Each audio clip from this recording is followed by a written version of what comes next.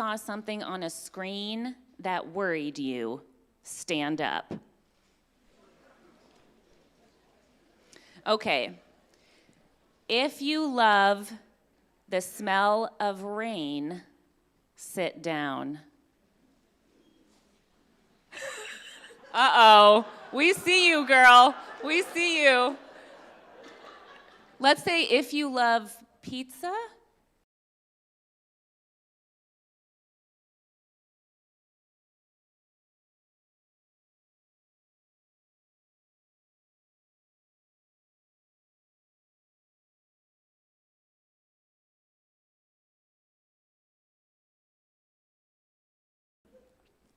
See, look around. Even if we're of different ages, we're all vibing on the same things, and we do not have to carry the heavy stuff by ourselves. And in this church, the grown-ups are not here just to teach you. We're here to learn from you guys, too.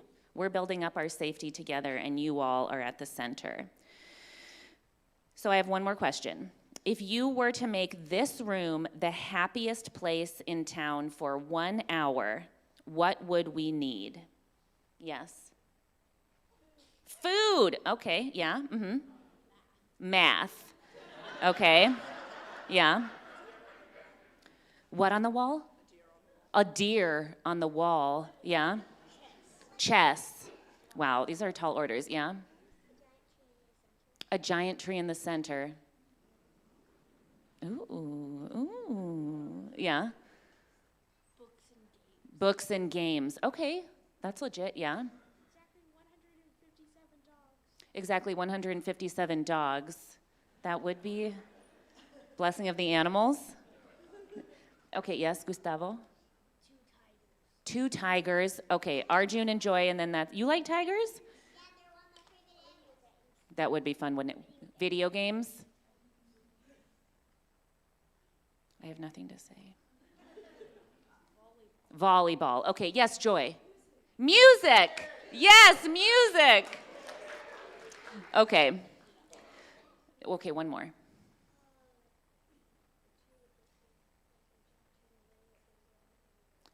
Okay, we're thinking a giant tree in the middle and it gives you anything you've ever wanted, right? Okay. You know what, I feel like we do actually have that here metaphorically. All right, so today in your classes, I'm gonna ask you to put your joy out there into the class, okay? You may go to your classes.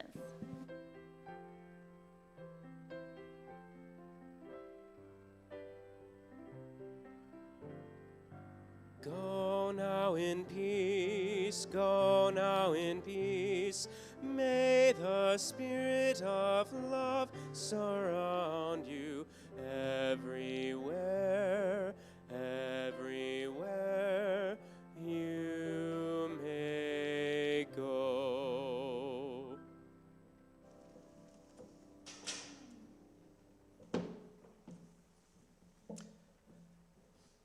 Each month, we as a community take time to reflect on a theme.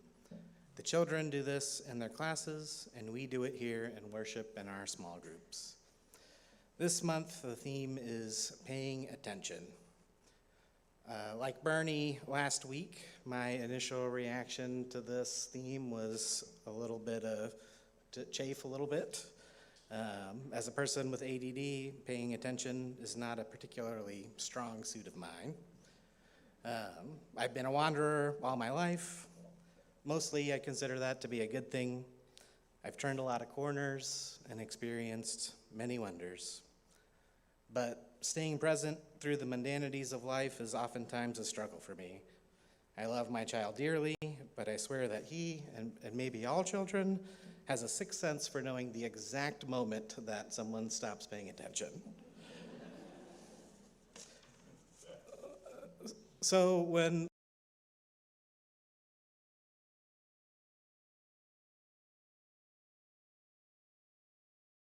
cost me, some of the costs are straightforward, like money or physical objects.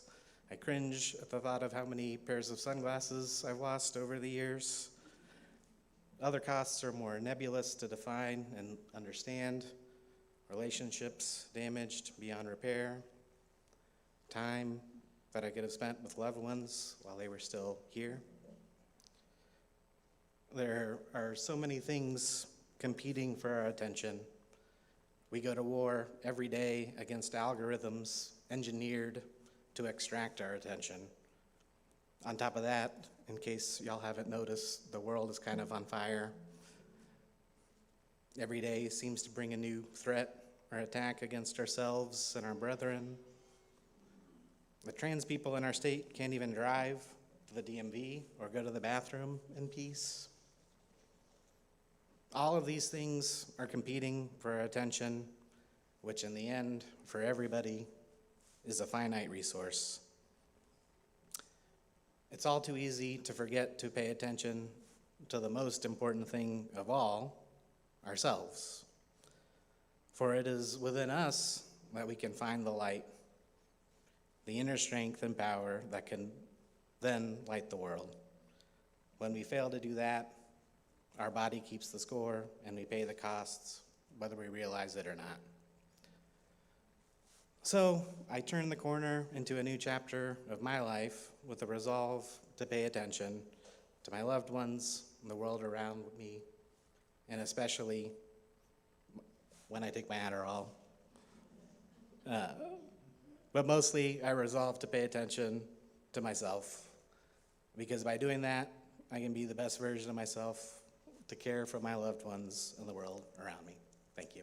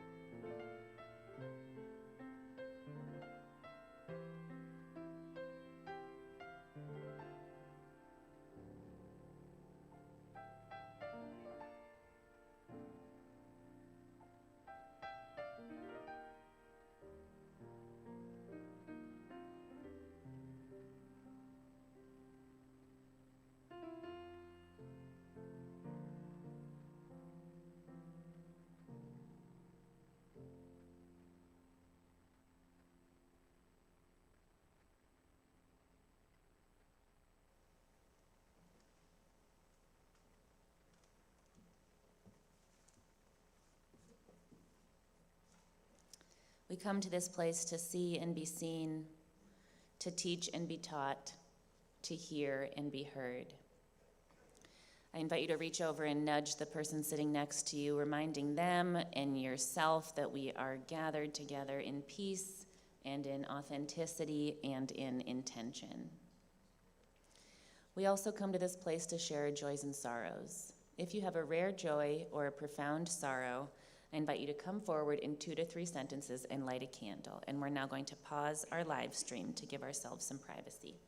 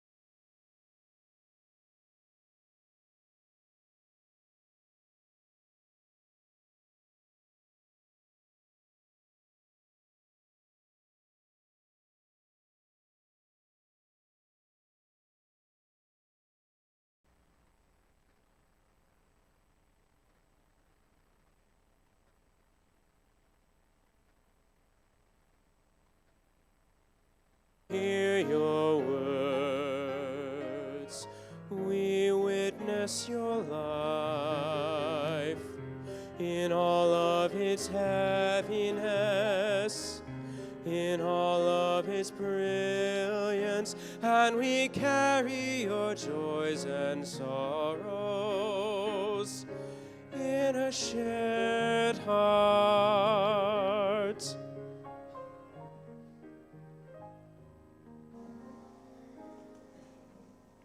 Let us take a moment to come more fully into this space, perhaps putting your feet flat on the floor, closing your eyes. However you feel comfortable and relaxed. Let us let the bustle of getting here melt away and come into this space.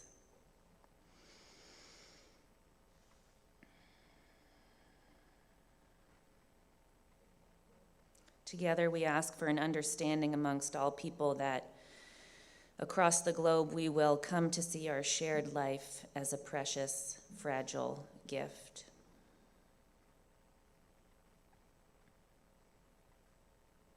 We seek accountability with the leadership of our globe.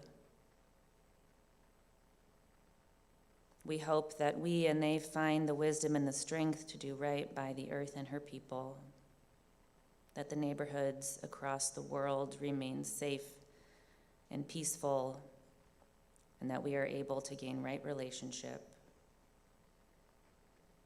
We pray for global armistice and the flourishing of wisdom and love.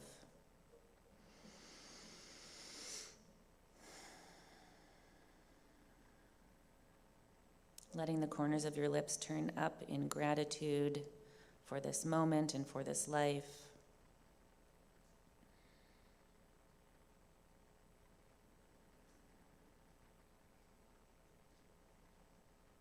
Let us let the seeds of Renaissance inside us break their dormancy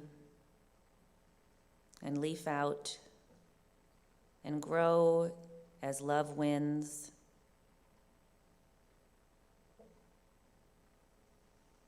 May what we plant sow longevity and sustainability. However well endowed our society is now, let us never take this abundance for granted of the earth, and rather let us celebrate and lift up the gratitude of our lives given to us by other people in the earth.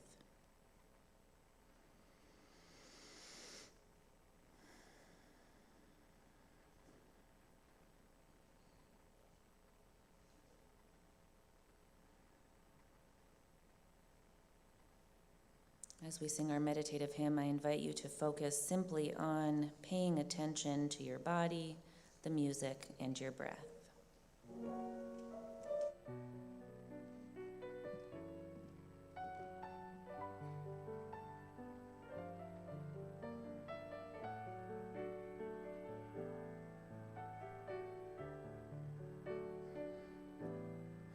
Here and now, hope is growing.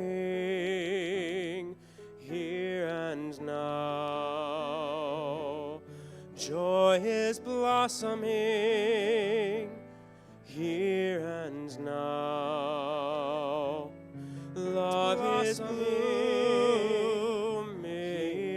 Here and now, hope is growing. Spring is lifting up my spirit. Spring is warming up my heart. Spring is brightening up my days, giving all a brand new start. Spring is lifting up my spirit. Spring is warming up my heart. Spring is brightening up my days, giving all a brand new start. Here and now, hope is growing. Here and now, joy is blossoming. here and now. Love is blooming here and now. Hope is growing here and now. Love is blooming here and now. Hope is growing.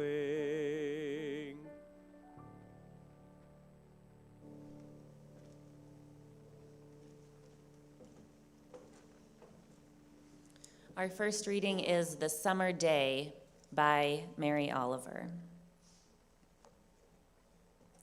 Who made the world? Who made the swan? Who made the grasshopper? This grasshopper, I mean. The one who has flung herself out of the grass, the one who is eating sugar out of my hand, who is moving her jaws back and forth instead of up and down. The one who is gazing around with her enormous and complicated eyes. Now she lifts her pale forearms and thoroughly washes her face. Now she snaps her wings open and floats away. I don't know exactly what a prayer is. I do know how to pay attention, how to fall down in the grass, how to kneel down in the grass, how to be idle and blessed, how to stroll through the fields, which is what I have been doing all day. Tell me, what else should I have done? Doesn't everything die at last and too soon?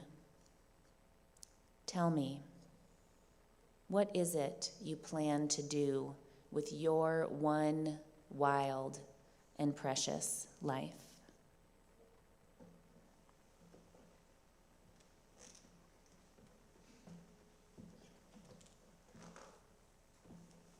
Our second reading is by Langston Hughes. When you turn the corner and you run into yourself, then you know that you have turned all the corners that are left.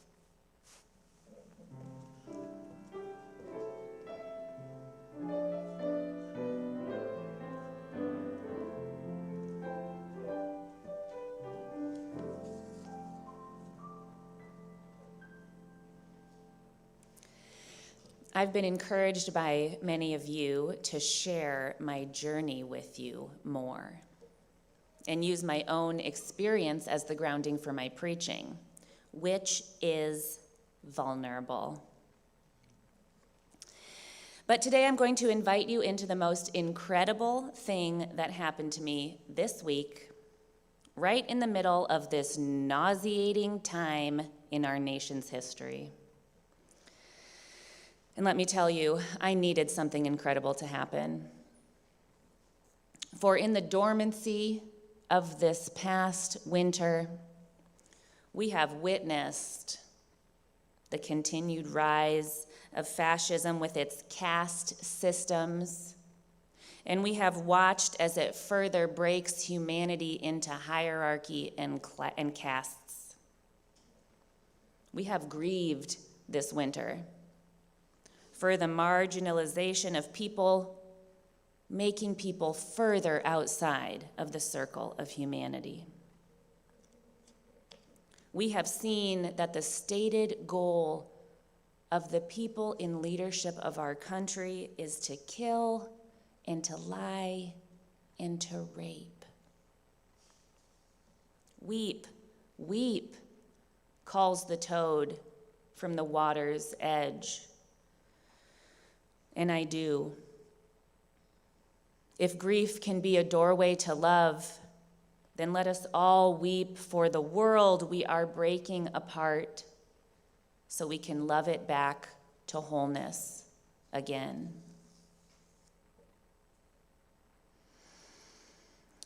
I did my part in loving the world back to wholeness again this week. For something incredibly rare and joyful, and dare I say ecstatic, happened to me this week. Something that filled me with a bursting happiness. Something that felt like I was drinking the sweet, sweet water of the divine, and I could just go back for cup after cup, and my thirst was quenched. I felt like I was leafing out. I felt like I was breaking my own dormancy. It all started when I went to the native plant nursery, and they told me that the only plants they had out were the ones that had broken dormancy. So I loaded up my little cardboard tray of plants, and I got my shovel and my rubber boots, and I plotted out a whole garden, and I dug so hard that I broke my shovel. Then I thought, why am I out here by myself? For as Robin Wall Kimmerer says, that this is why she made her daughters learn to garden, so that they would have a mother always to love them, long after she was gone.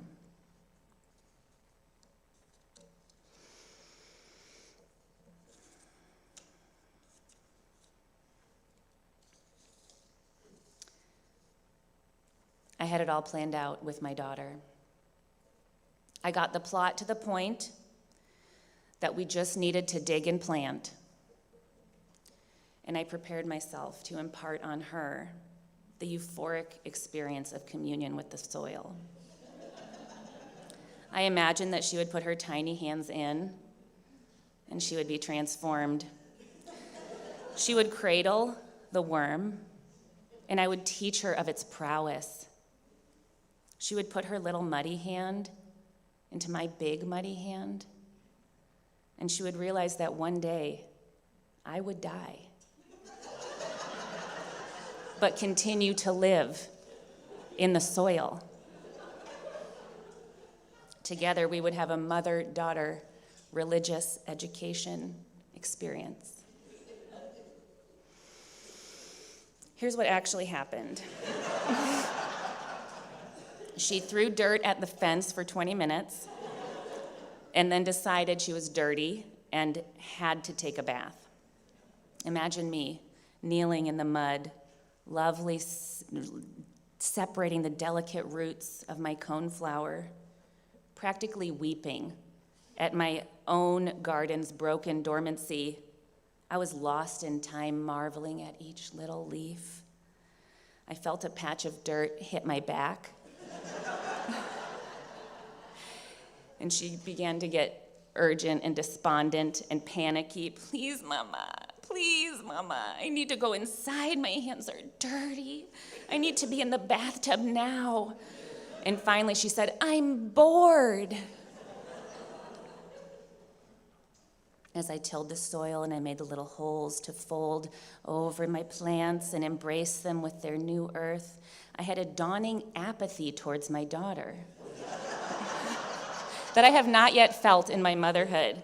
I'm bored, she cried, and I thought, I don't care. That sounds like a you problem. I was like, I'm literally over here in the middle of a ceremony. I'm in communion with the roots and soil, and it could be hours, honey. It could be until past nightfall that we're busy over here, so why don't you figure something out? Here's what actually happened. I went inside and got a bunch of blankets and wrapped her up in a chair in the backyard, and she watched the Aristocats on an iPad while eating popsicles. And then I returned to my deity, went back to worship with the soil. Let me bring you into this revelation of my garden. Pawpaws and lilacs and Barbara's buttons and St. John's wort and ragwort and sedges, all the plants of the forest and plains of the confluence of the Kansas and Missouri rivers. And the euphoria, as I was finally coming down from it, I had the thought, does this mean I have seasonal depression? But I actually know that we have all been living through a horrifying and heartbreaking winter. We have seen the devastation of neighborhoods and communities that are close to our home and are as far-flung as they possibly could be across the globe. This same week that I broke ground in my backyard, I looked into my phone and saw a photo of graves of 160 schoolgirls decorated with pink, the same color of their school uniforms. Weep, weep, how must the people have wept as they dug into the soil only to bury their daughters? How must they have wept at this final communion with the earth? Witnessed that final curvature of how the remains were lain, planted again to become part of the structure of the soil. This week, I felt myself struggling against the caste system of our government.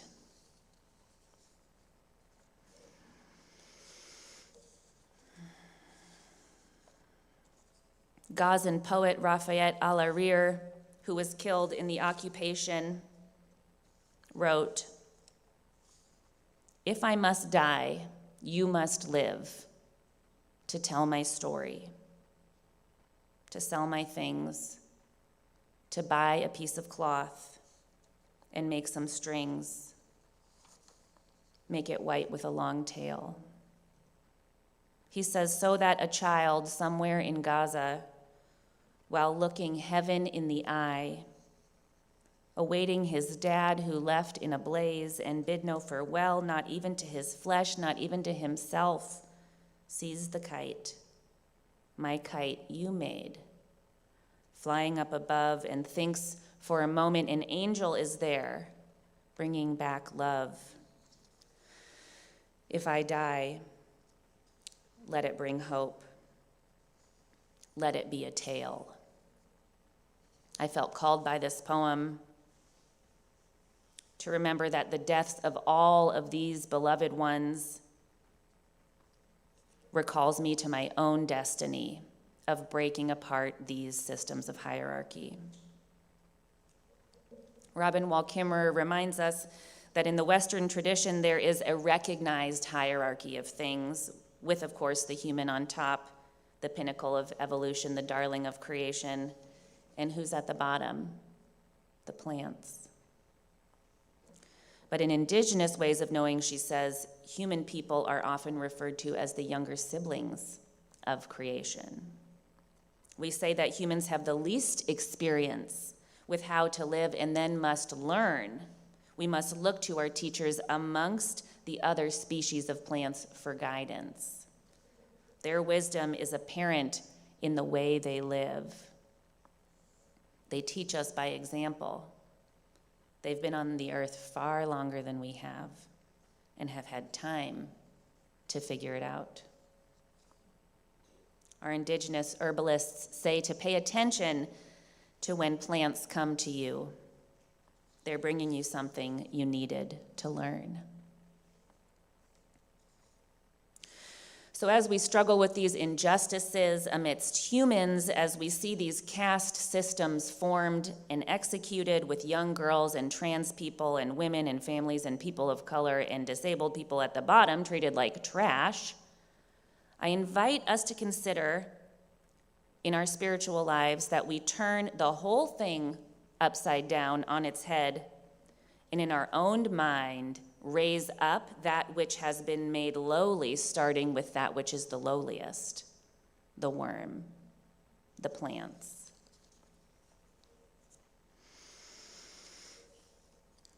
I invite us into the subversive practice of praising plants as teachers, from the earth, as the very ground beneath us showers us with gifts and sustains all of our lives. Let us not see the plants as below us, but rather see ourselves as younger siblings.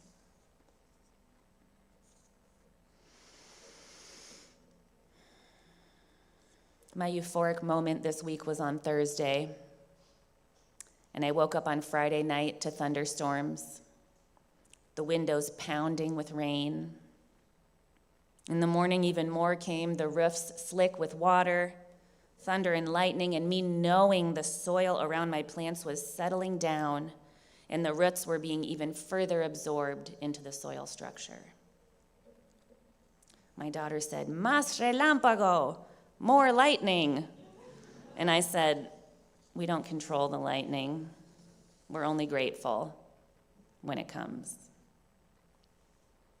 We waited for more lightning, more sweet, heavy clouds rolling in to rain water upon us. The lightning did not come, but we got up and ate breakfast, and every chance I got, I peeked out the window at my little plantitas. And I'll close with a beautiful, very short poem from Walt Whitman. Your very flesh shall become a poem. Let us watch as the earth breaks dormancy, and in ourselves we break it too.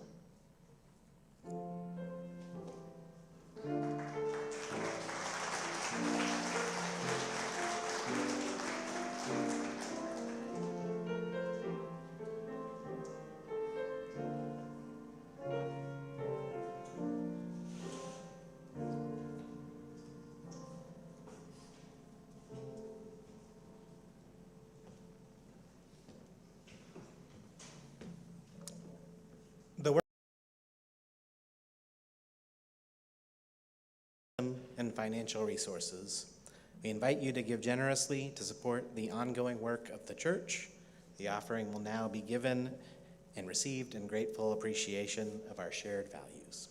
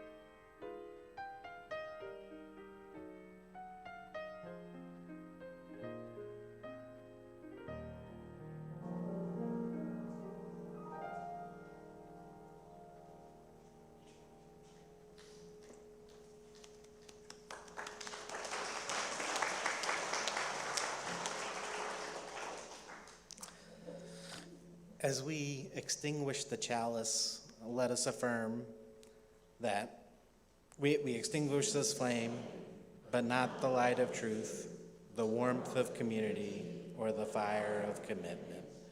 These we carry in our hearts until we are together again.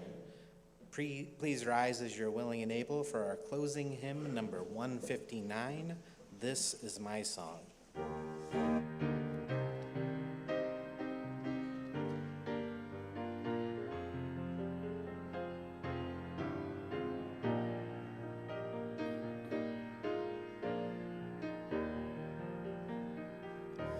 This This is my song, a song for all the nations, a song of peace for lands afar and mine. This is my home, the country where my heart is. Here are my hopes, my dreams, my holy shrine.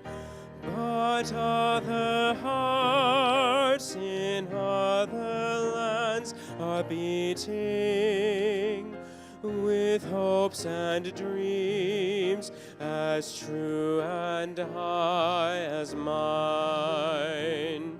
My country's skies are bluer than the ocean, and sunlight beams on clover leaf and pine.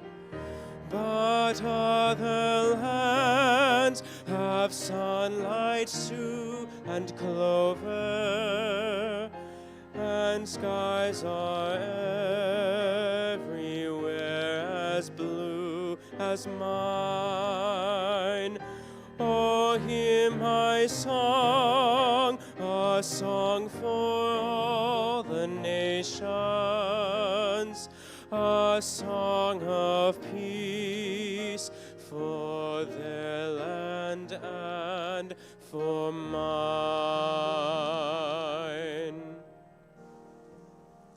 This week, I invite you into a challenge where you turn your phone off and go outside for 2 hours. Go in peace.